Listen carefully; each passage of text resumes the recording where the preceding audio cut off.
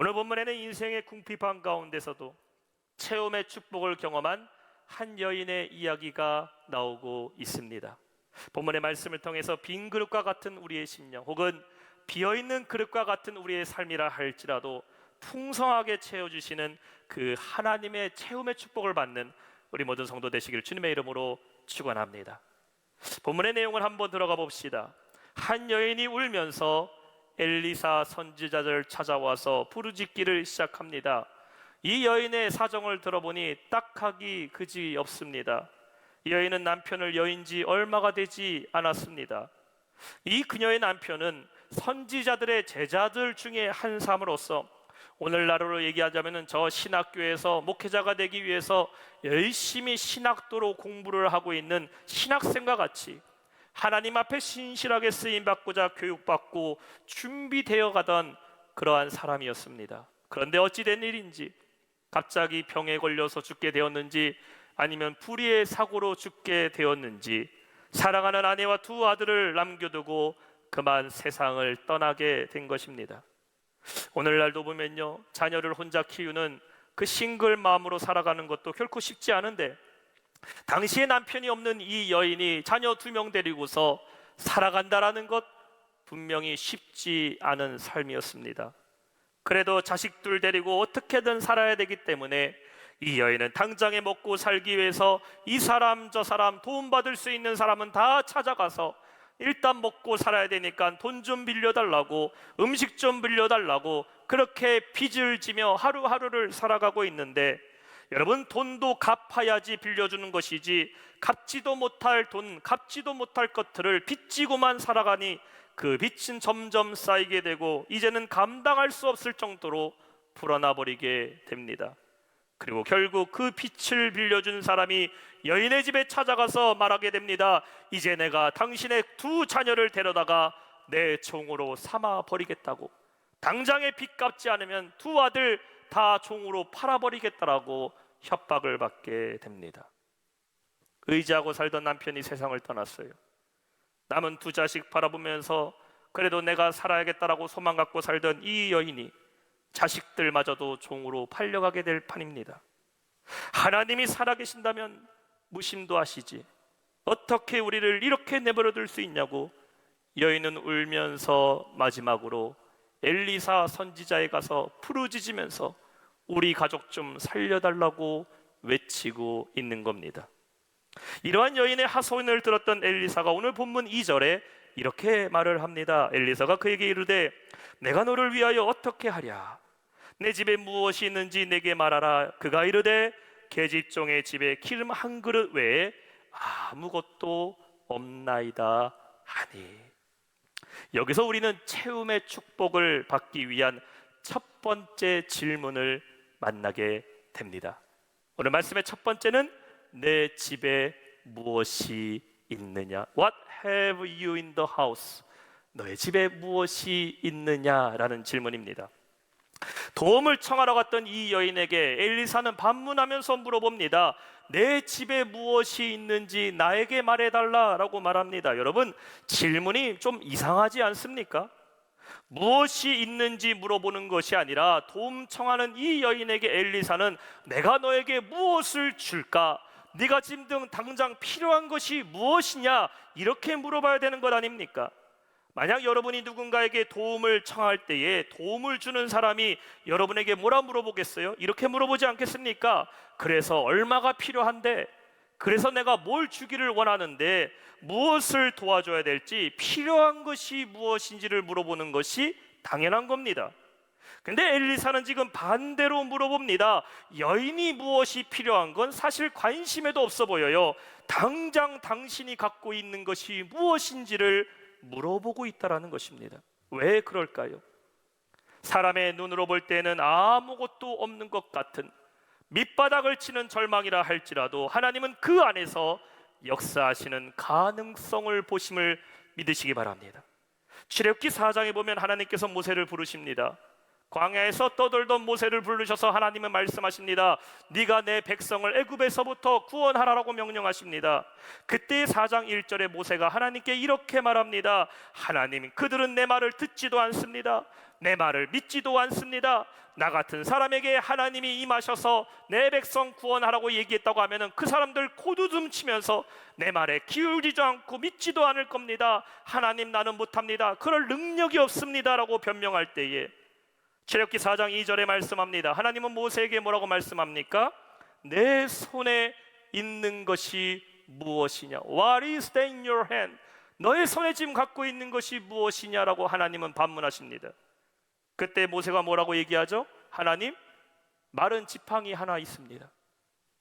하나님은 무능력하다고 얘기했던 모세에게 그래? 그럼 내가 너한테 용기를 줄게. 그렇지, 내가 너한테 은사도 줄게.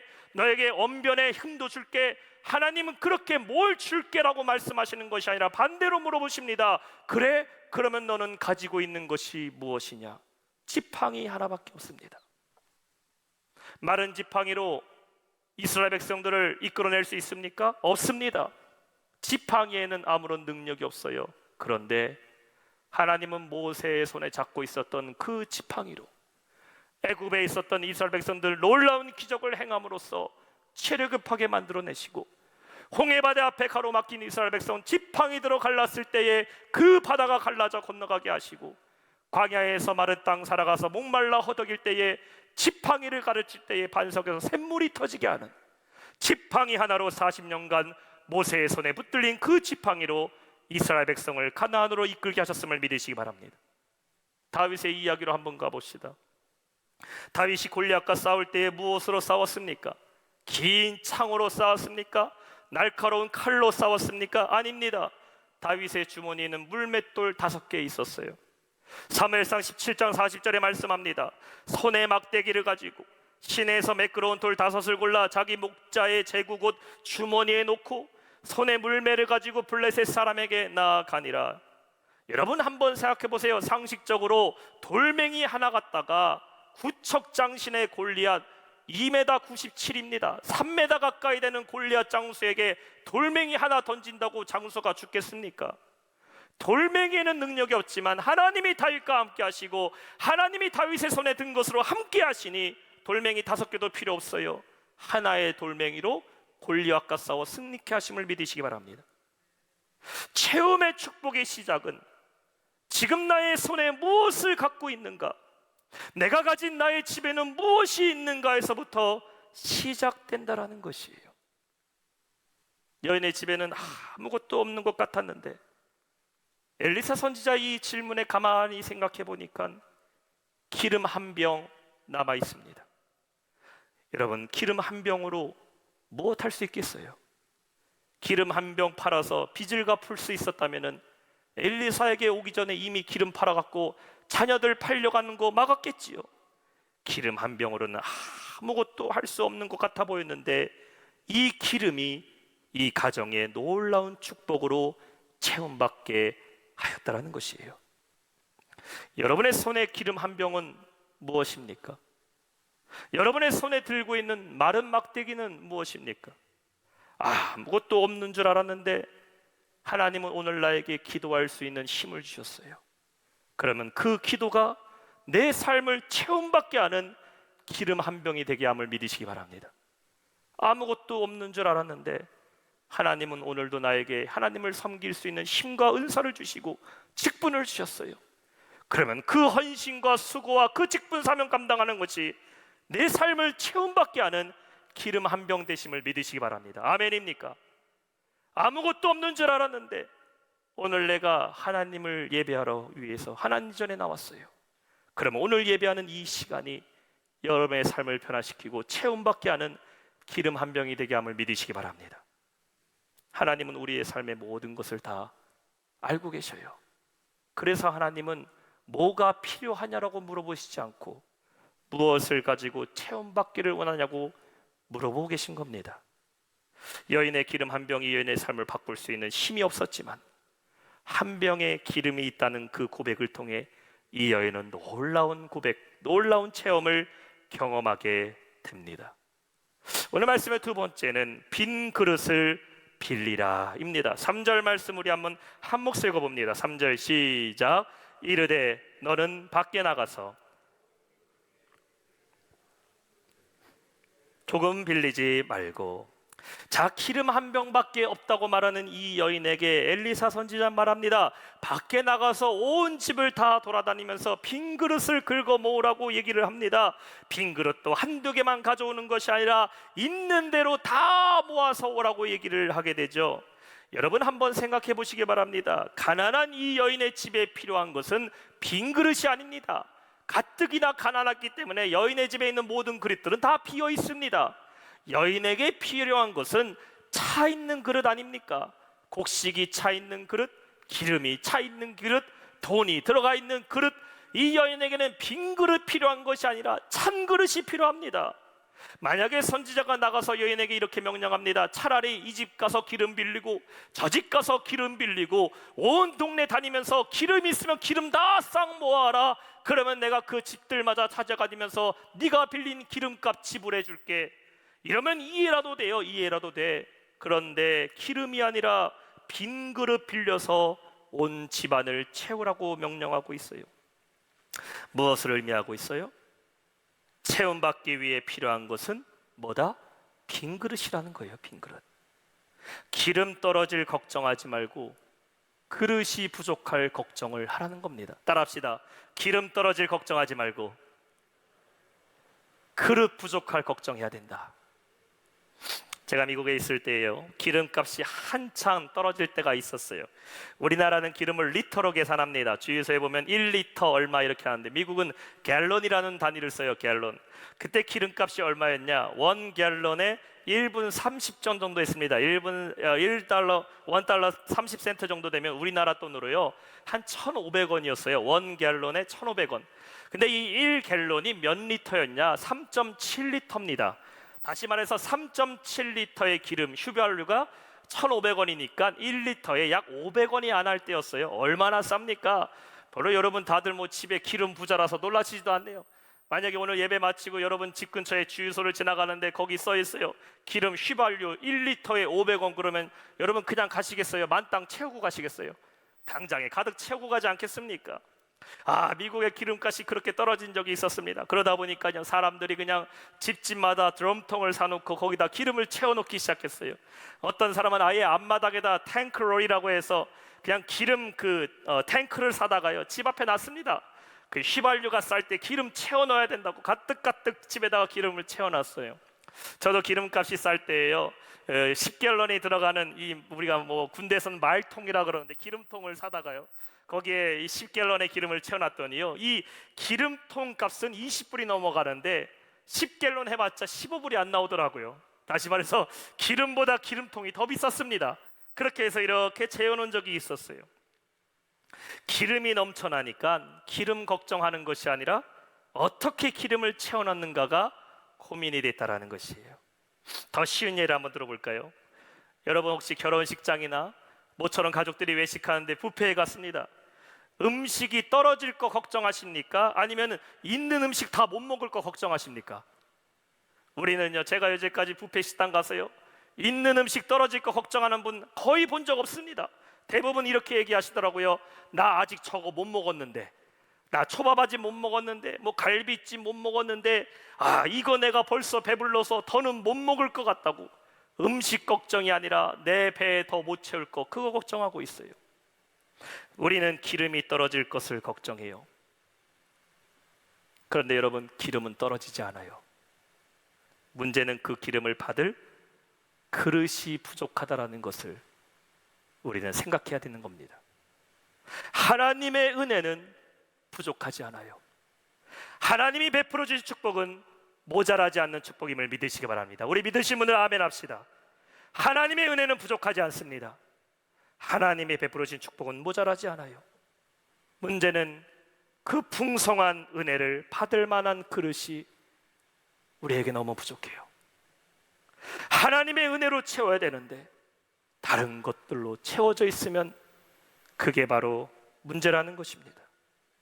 하나님의 은혜가 아무리 우리에게 부어진다 하더라도 내가 받을 수 있는 빈 그릇이 준비되어 있지 않는다면 우리는 그 넘치는 은혜를 받을 수가 없는 겁니다. 세상의 만족을 조금씩 집어넣어 놓고 하나님의 은혜를 담아야 되는데 내 자랑을 한 곳에 채워놔서 하나님이 막상 은혜 주시려고 마음을 열어보니까 하나님이 은혜가 들어갈 틈이 없어버리는 그릇 갖고 있으면 우리는 하나님의 은혜를 의지하며 살아갈 수가 없는 겁니다. 오직 우리의 심령에 하나님의 은혜로 채우기를 주님의 이름으로 축원합니다. 오늘 말씀의 마지막 세 번째, 그릇에 기름을 부으라입니다. 4절 말씀 우리 한 목소리 읽읍시다. 시작. 너는 내 두 아들과 함께.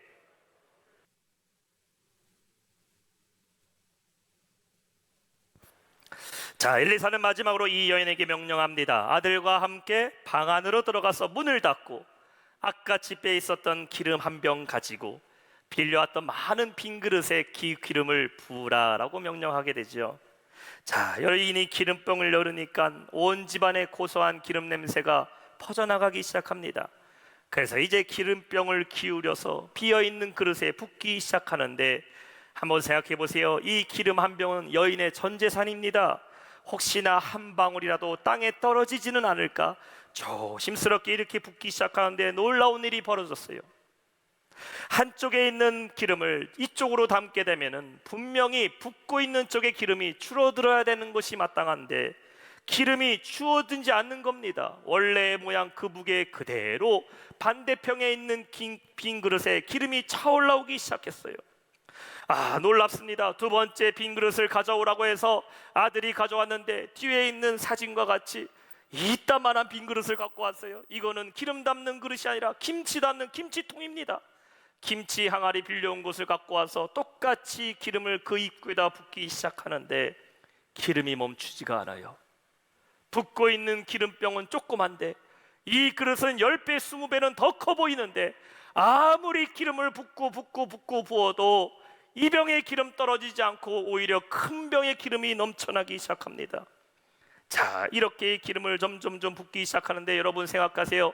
지금 붓고 있는 이 기름이 싸구려 식용유입니까? 아닙니다. 혹은 여러분 주방에서 요리할 때 아까워서 그냥 엄마들이 한 숟갈씩 아껴 쓰는 참기름, 들기름입니까? 그거보다 귀한 겁니다. 100% 오리지널 올리브유입니다. 올리브유를 그 당시에 만들려면요, 열매를 따다가 맷돌에다 갈아갖고 그것을 즙을 짜서 만들었어요. 이 올리브 기름이 얼마나 귀한지 사람들은 먹고 바르는 데에만 쓰는 것이 아니라 이것이 돈으로 쓰였습니다. 그래서 위급할 때 가지고 있다가 혹시나 돈 떨어지면은 이 올리브 기름이라도 가져가서 필요한 음식 사올 수 있는 물물 교환의 수단으로 쓰였던 기름이 바로 이 올리브 기름이었는데 빈 그릇에 기름을 부으면 붓는 대로 그 안을 채우기 시작합니다. 온 집안의 기름 냄새가 진동하기 시작해요. 맨 처음에는 한 방울이라도 땅에 떨어질까 조심스럽게 이렇게 부었는데 지금은 온 집안 바닥에 기름 천지입니다. 고소한 기름 냄새가 집안을 넘쳐나기 시작해요. 가득 찬 기름 그릇이 10그릇이 되기 시작하고 20병이 되기 시작하고 아까 온 동네에서 빌려왔던 모든 빈 그릇들마다 기름이 넘쳐나기 시작합니다. 한참 신이 났던 이 여인이 기름을 붓다가 찾아보니까 이제 빈 그릇이 보이지 않아요. 아들을 불러서 말합니다. 얘야, 나가서 혹시 집 밖에 빈 그릇 있지 않냐고, 남는 빈 그릇 있지 않냐고 보라고 얘기합니다. 아들이 갔다 오니까요, 엄마 집에 빈 그릇은 없고 다 가득 찬 기름찬 기름밖에 없어. 그렇게 말하니 곧 기름이 멈추게 되는데 7절에 말씀하고 있어요. 그 여인이 하나님의 사람에게 나아가 말하니 그가 이르되 너는 가서 기름을 팔아 빚을 갚고 남은 것으로 너와 내 두 아들이 생활하라 하였더라. 채움의 축복이 이 가정에 임하게 됐어요. 그 채움이 가정의 문제만 해결하고 끝난 것이 아니라 이제 이 가정은 그 채움으로 의지하며 살아가게 되었다라는 것입니다. 사랑하는 성도 여러분, 하나님이 나에게 허락하신 기름 한 병의 소망을 가지고 빈 그릇으로 간절한 심령으로 주 앞에 나아가면 하나님께서 우리의 삶에 마르지 않는 기름병과 같이 놀라운 역사를 채워주심을 믿으시기 바랍니다. 예수님께서 5,000명에 먹이시는 오병이어의 기적을 행하실 때에 예수님 5천 명 먹이시기 위해서 5천 인분의 식사를 준비하지 않으셨어요. 어린아이의 도시락이었던 보리떡 5개, 물고기 2마리, 이걸로 어른만 5천 명, 남녀노소 합쳐서 8천 명이 넘는 사람 배부를 정도로 먹이시고, 남은 거 모아보니 12광줄이 남아서 싸가지고 갈 정도로 하나님은 채워주시는 주님이심을 믿으시기 바랍니다. 사람의 눈으로 볼 때는 기름병 하나 아무것도 아닌 것 같이 보여요.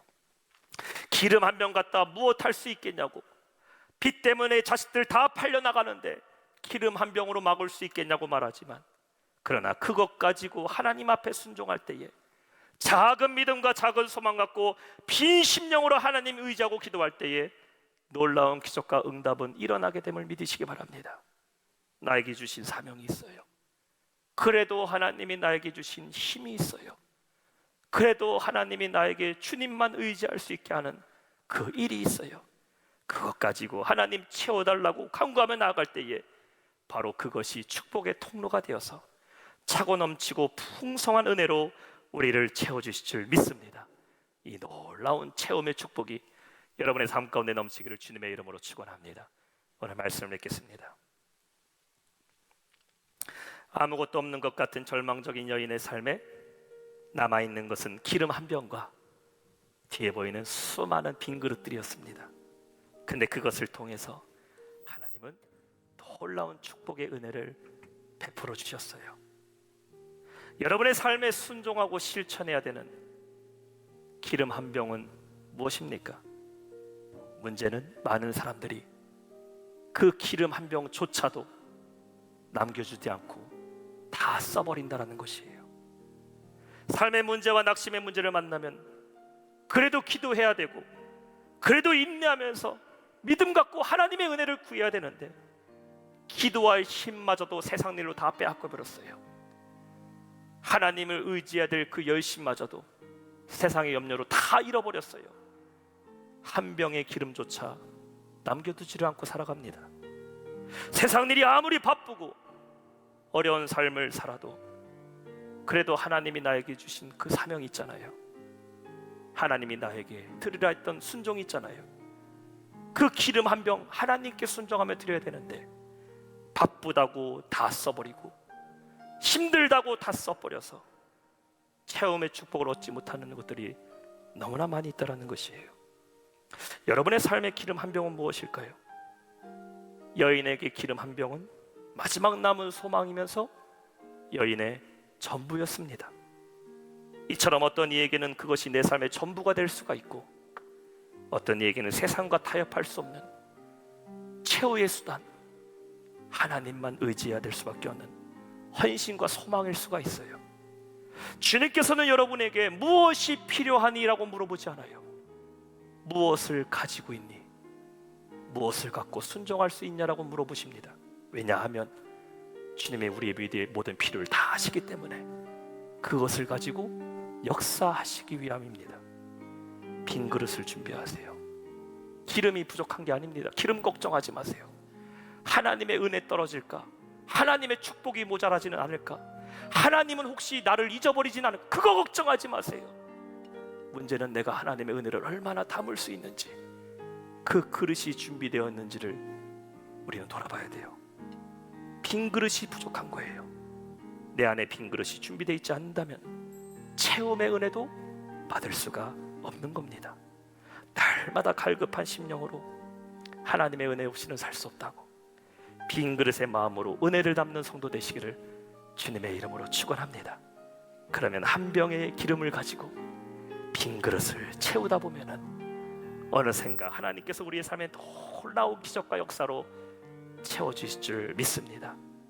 할 수 있는 것은 기도밖에 없었는데, 할 수 있는 그것 하나 기도하다 보니까 하나님이 내 삶에 풍성한 은혜를 베풀어 주셨고, 할 수 있는 것은 연약한 육신으로 주의 복음 전하고 주의 일 감당하는 것밖에 없었는데, 그 일 감당하다 보니까 하나님이 내 삶의 모든 것을 다 채워주실 줄 믿습니다. 할 수 있는 것이 낙심한 10년 갖고 주님 전에 와서 예배하는 것밖에 없었는데, 오늘 예배하다 보니까 하나님이 내 삶의 모든 것을 다 채워주실 줄 믿습니다. 할 수 있는 것은 나에게 주신 그 물질로 하나님을 위해서 힘을 다해 헌신하고 교회를 세우는데 열심을 내었는데 하나님은 그것을 통해 내 삶에 기대하지도 못했던 풍성한 축복을 베풀어 주실 줄 믿습니다.